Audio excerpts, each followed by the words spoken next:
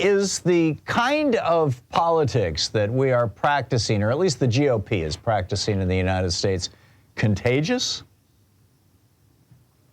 We've seen this all around the world. This is one of the ways that authoritarian governments rise to power. You're seeing it right now in India with Modi, blaming Muslims for all the problems of the country and ginning up basically racial and sectarian and caste tensions.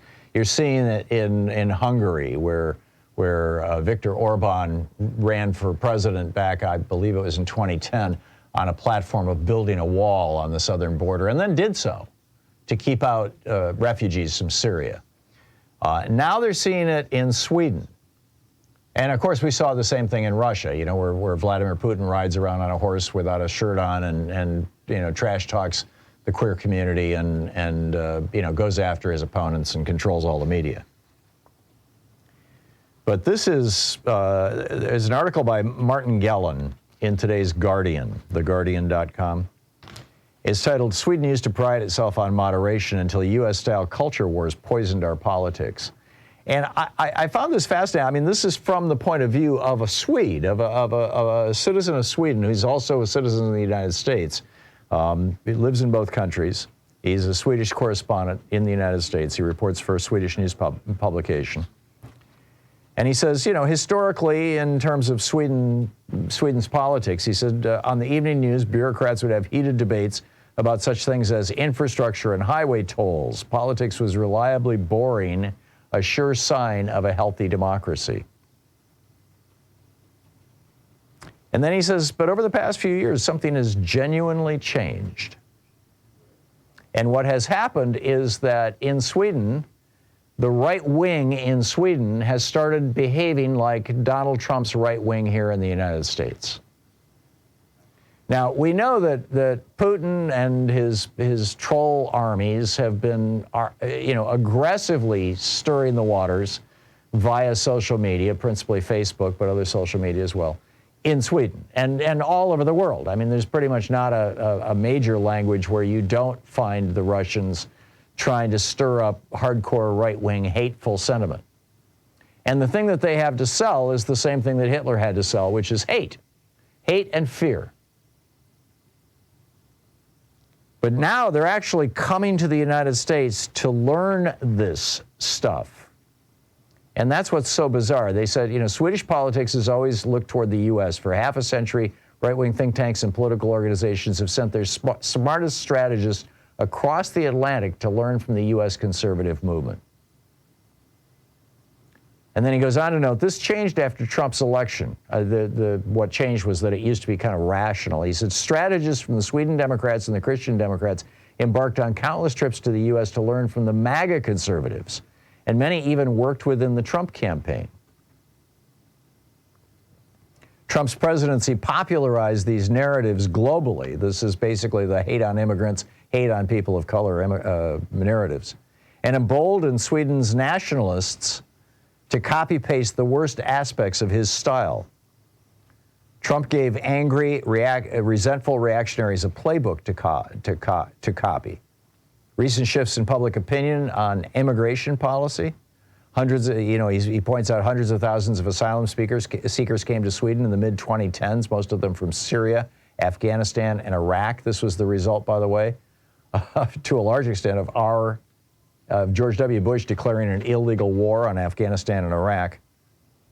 He notes that in Sweden, as a result of these hundreds of thousands of immigrants, public mood hardened away from multiculturalism.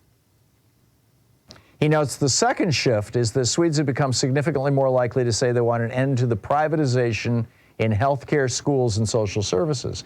Now, this is the progressive movement in Sweden. 7 out of 10 Swedes now want the government to run healthcare, a clear revolt against the austerity and deregulation programs of the past 3 decades, he writes.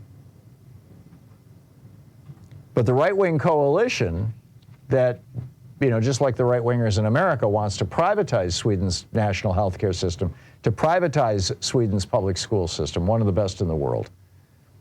They think that they can win by shifting the debate away from healthcare and education and toward immigration and race, color, religion.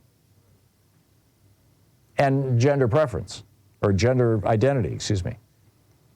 He said the right-wing coalition now believe they can win by moving the debate away from the economy and the Swedish welfare model and onto the supposed threat immigration poses to Swedish identity and traditional values.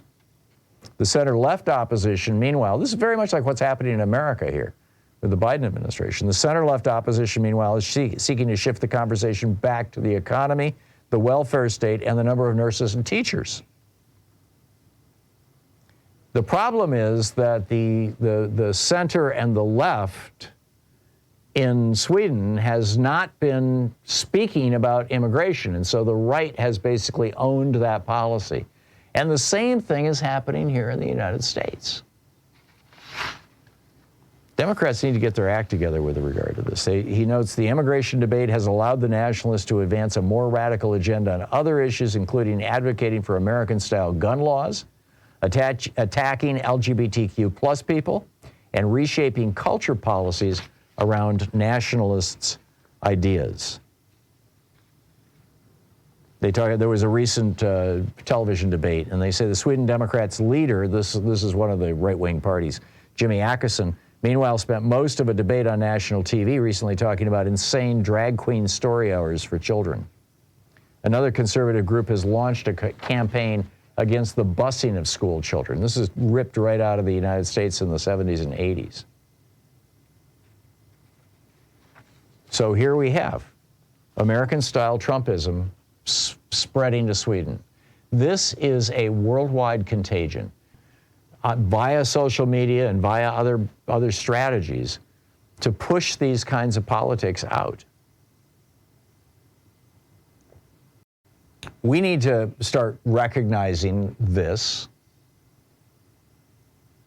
I think, frankly, Biden needs to not just call it out as being anti-democratic, but call it out as being pro-Putin. You've got now the Putin caucus in the House of Representatives. It's all Republicans. And they just want to dance to Putin's tune, the authoritarian tune, because they want America to be an authoritarian nation, because they are authoritarian politicians, they are authoritarian leaders, they know that authoritarian followers will follow them, and that's why, for example, Matt Gaetz wants to be on Fox News every single day. Meanwhile, back with, speaking of Donald Trump,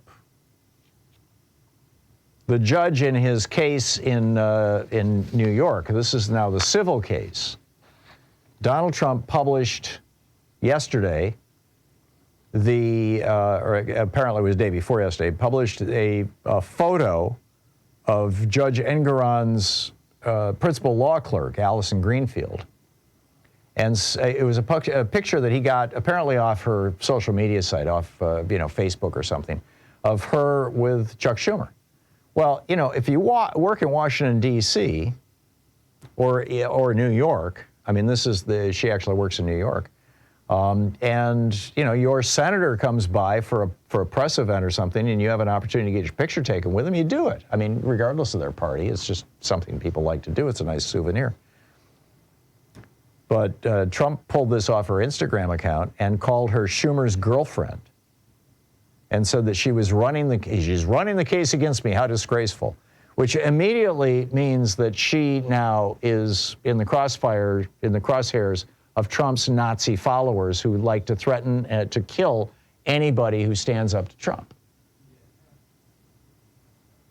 So the judge said enough and pointed out that there could be some really severe penalties for Donald Trump for this. First of all, he pointed out that he could punish Trump to the tune of as much as $1 per person who sees this post. Now, that's a pretty big deal. Because Trump, after he posted this thing on Truth Social, and maybe only, a few tens of thousands of people on Truth Social saw it, because Trump then took it down, when the judge threatened him. But Trump also emailed this out to millions of people on his fundraising list. And you can't delete that. Now, here's the interesting kind of twist to all this is that Engoron, you know, Trump wants to be sanctioned. Trump wants to be put in jail. Trump wants some judge someplace to pop a cork and go after him so that he can use this as a fundraiser. He knows it would be an incredibly successful fundraiser, and he's desperate for money. So he's trying to get Engoron to do something to him.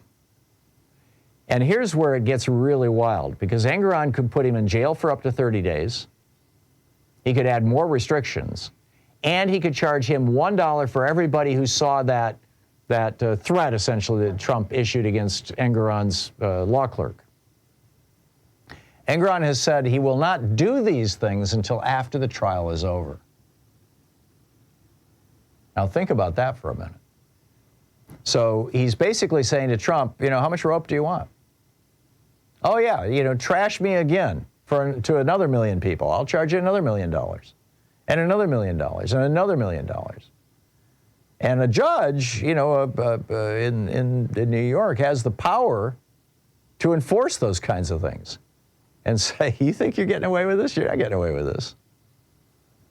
I'm going to take your ass to court. Or he's actually already in court. I think it's absolutely fascinating, you know, what is going on here. The judge said, and I quote, this is Arthur Engoron, he says, personal attacks on members of my court staff are unacceptable, are not appropriate. A disparaging, untrue, and personally identifying post about a member of my staff by one of the defendants, he didn't even name Trump. It was just obvious, everybody knew who he was talking about. He said, it's just unacceptable.